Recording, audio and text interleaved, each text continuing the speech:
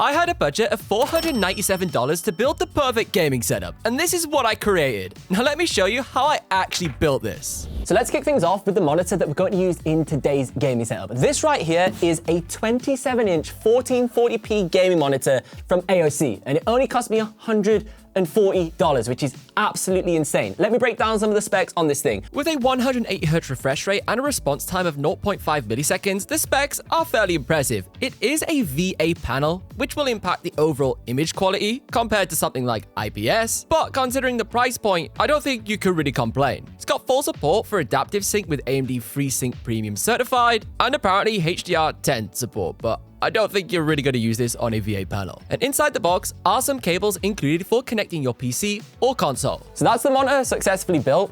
Doesn't seem too bad. We've got quite a bit of adjustability. We've got height, a little bit of pivot and tilt, so you can get a little bit of perfect angle and dangle, but we don't have any rotation, which, to be honest, I don't think that really matters unless you're going to be rocking two of these and sort of live streaming with a vertical setup. Although it's an obvious choice to go for something like an Xbox Series S to keep this on budget, we're going to do something a little bit different to see what type of performance we can get from even cheaper hardware. At the moment, you can pick up an older Xbox One X for around $100, and it is capable of up to 4K 30 frames per second and can easily achieve 1440p gaming, sometimes even beating the newer Xbox Series S. There are some downsides to the internal storage. It does have a hard drive, but we can actually upgrade this for around $45, switching it out for an internal SSD, reinstalling the operating system, and even expanding the available storage during this process. So at least with this, because we do have a 1440p monitor, we can definitely be playing a lot of games at 1440p on this display perfectly fine. And then in addition to this, this does also have a 4K Blu-ray disc drive, so we can purchase used games much cheaper on disc and then also sell them to recoup some cash flow so we can keep circulating that around.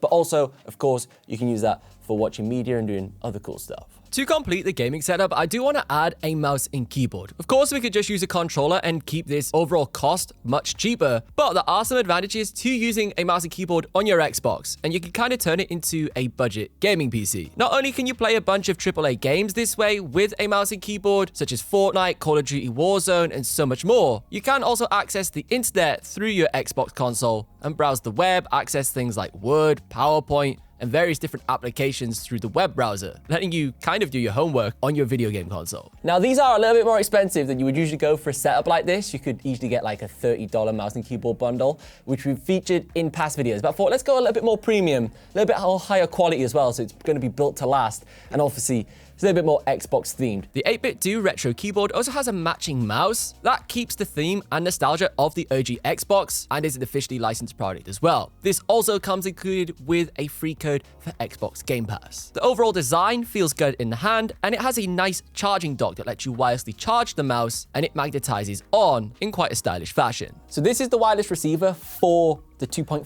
gigahertz connection. This also supports Bluetooth and obviously wired. Insane feature. Check this out. You literally put this in here and it like magnetizes in itself, so make sure it doesn't fall out. You have to like force it in. It's pretty clean, that.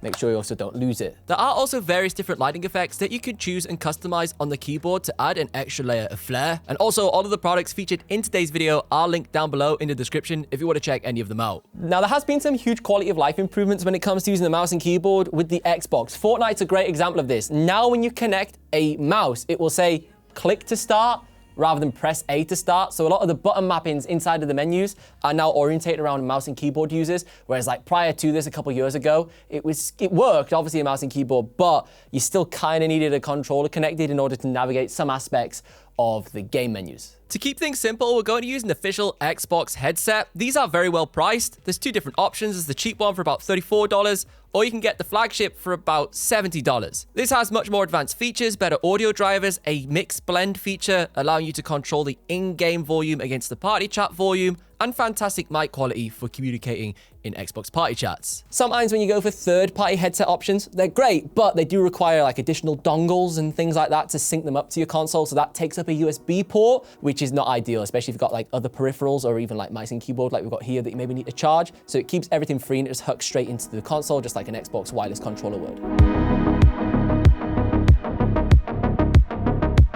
this is the complete setup of all of the products that we featured in today's video. You can see this, it's pretty good. But let's see how it performs and jump into a game of Fortnite to see if we can get a W. Now, the performance is actually pretty good on the current Xbox One X. We're running at about 65 FPS right now, 1440p as well on this setup here. But I don't think it's too bad considering I think this console came out in 2018, I want to say. It was whenever Forza Horizon 4 came out, this dropped alongside it. It's still holding up pretty well and giving us very consistent performance. To improve the performance of the monitor, I did need to jump into the settings and increase its brightness. It was very dim. By doing this, it did start to wash out some of the colors, so we had to then combat this by tweaking some of the saturation and contrast. But overall, I got it to a fairly respectable level. So I am loving this mouse and keyboard combo. It's giving me proper Xbox vibes.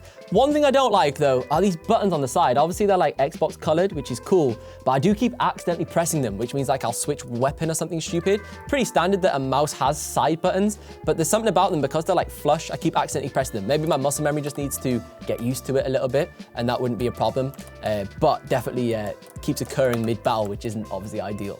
So we're heading towards the final zone. We've got 20 people left. I think we can get this, mate. I think it's in the bag.